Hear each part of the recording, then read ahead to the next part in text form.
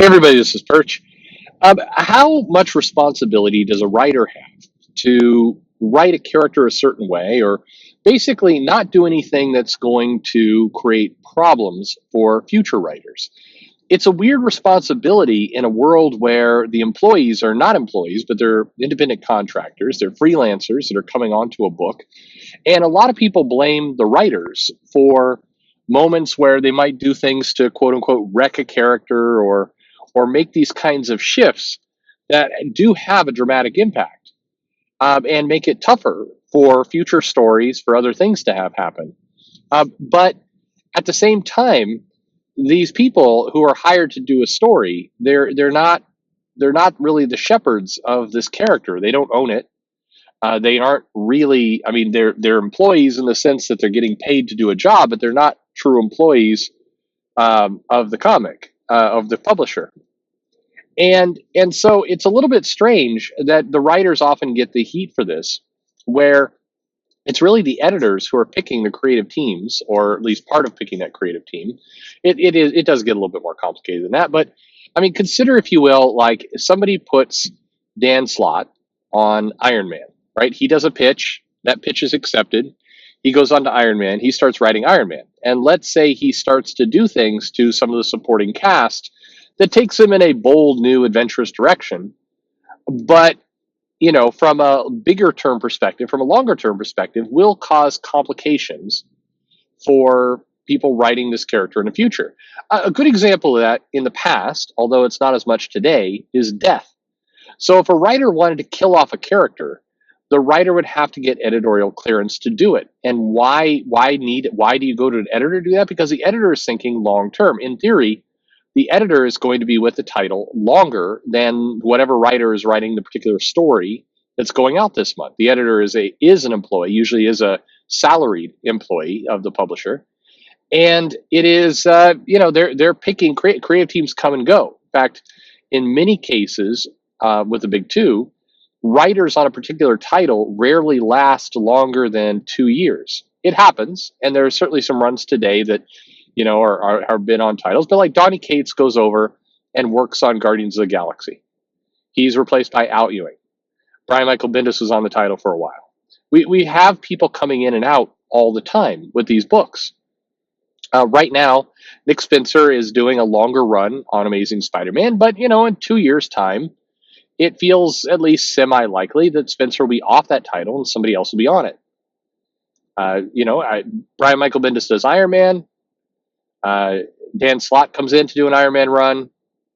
We have Christopher Catwell, I believe, doing Iron Man now. So there's always changes, but the editorial group is supposed to stay the same, and the editorial group is supposed to be tasked with making sure that the writers, the independent contractors that they hire, aren't doing things to wreck the characters of supporting cast or take things away that prevent growth in the future.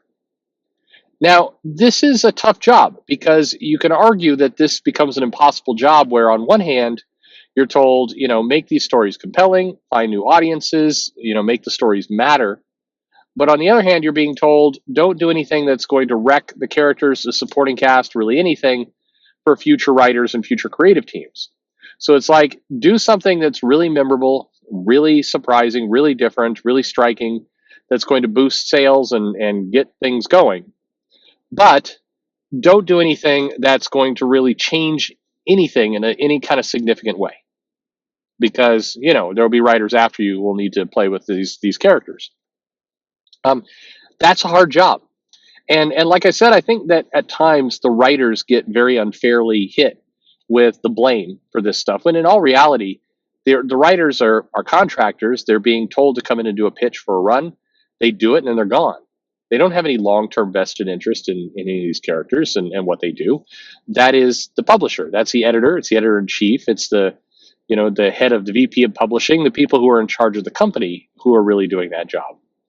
And that's that's an area where oftentimes those voices are invisible. We don't hear from them, but they're making very significant decisions about the comic. They're making decisions about who's going to be in it, what supporting characters can be used, who's going to live or die if a particular pitch is happening or not happening. Like, Tom King gets blamed for killing off Alfred. And he was the writer on the book that did kill off Alfred. And Alfred's death was pretty crappy, to be honest. But at the same time, somebody let him get away with that. And in some cases, if you believe Tom King's interviews, he was told to do it. Maybe he didn't even really want to do it. Tom King gets blamed for ruining Wally West in Heroes in Crisis, but Tom King had to get that approved. So he still deserves. I think that writing a bad story, doing something subtractive to a character, the writer still bears plenty of responsibility. They're the ones who wrote the words, after all. But they didn't do it in a vacuum. Somebody saw it, approved it, may have even suggested or ordered it, and there were plenty of opportunities, plenty of steps along the way where changes could have been made. And so I think you have to look at editors a lot more closely. But the other part of the question is, should writers even think about this stuff? Because I hear this perspective come up from time to time of, writers shouldn't be handcuffed, shouldn't be hamstrung to having to adhere to all this continuity. It's going to get in the way of them telling a good story. And I don't agree with that perspective. I understand why people come to it, and I think people come to it for fair reasons. I don't think they say these things just to be obnoxious or to complain or anything like that. I think they're saying these things because they believe it, and I think it's there's wisdom to it. You can't have a complete comic run by committee where there's just no room for you to navigate. You're always having to worry about 5,000 other issues and different pieces, and it just becomes impossible to do anything. I definitely think that's a problem. But on the other hand, I do think that you're not telling a standalone story. You're not telling a creator-owned story. You're not telling something that is going to come and go. You're telling a story that has to be maintained month after month for decades. And sometimes people in the comments have come in and said, well, they shouldn't keep these comics going. They should just discard them. Like, no comic should be going longer than a decade. I hear that opinion coming up more and more lately, and it's surprising to me. I'll be honest, because I don't think that part of the comment, I don't think is well thought through. Are you saying that, Mickey Mouse he's been around for like a long time? It's time to retire him. Let's get rid of Mickey Mouse and start over again. That doesn't make a lot of sense. It's not how licensing works. That's not how any of this stuff works. You build up brand equity. You build up value in these characters. You aren't supposed to just, reset them every 10 years because, I don't know, a couple people get tired of it, or a couple people say, it's old man stuff, go with the new, go with the now, bring us something else. That doesn't work. And we see that it doesn't work when you see the big publishers in comics. They try and create new characters and new teams, and it doesn't take. It's not like it's not like how I use the same example. I got to think of something different. It's like the Inhumans. Marvel decided to go down the path of really doing something new with the Inhumans, so they created a bunch of them. And other than Miss Marvel, they've all died, and none of them took. And even Miss Marvel was kind of there was a lot of popularity at the beginning, but it's not like a breakaway hit. It's not like suddenly that's Marvel's most popular comic. It's not like suddenly people are clamoring for Miss Marvel toys and the character on T-shirts and lunchboxes and other things. Doesn't mean I say these things and always like somebody who comes in and goes, I would like a Miss Marvel T-shirt. Cool, I'm good for you. I'm glad you do, but they're not big sellers. You can go into your local Target, your local Walmart. You can look at what sells. These things aren't blasting their way off the shelves. It's not the hot toy, hot property. Now, that doesn't mean you shouldn't try. You do need to keep trying over and over to make new things work. Harley Quinn and Deadpool, once upon a time, were brand new characters that nobody knew. And they have emerged to be quite strong and popular. And they're multi-$100 million properties or billion-dollar properties in their own right. So you do have to keep trying new things. But you can't try nothing but new things. And so that's why if you're a writer on a character like Batman, like Spider-Man, like Iron Man, like the Hulk, you need to be able to come in and tell a story and do something new and original. It'll catch attention and put some new ideas out there. But you can't destroy the character just because you don't want to be bound by the past. You still have to care about the past. You still have to care about everything that came before it. Because if you don't, you run the risk of isolating that audience or destroying the franchise and actually taking money out of these companies' pockets.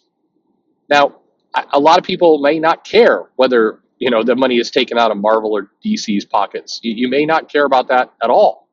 That's fine, but Marvel and DC do. AT&T and T and Disney does. They still want to make money off these characters, and so you have to live in.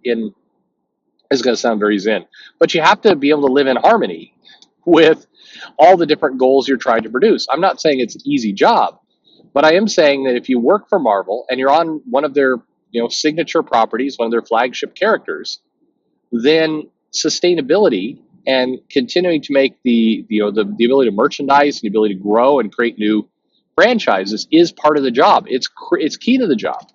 That is what you're there to do. And if you can't do that job, then you shouldn't be on that title. You shouldn't be part of that team.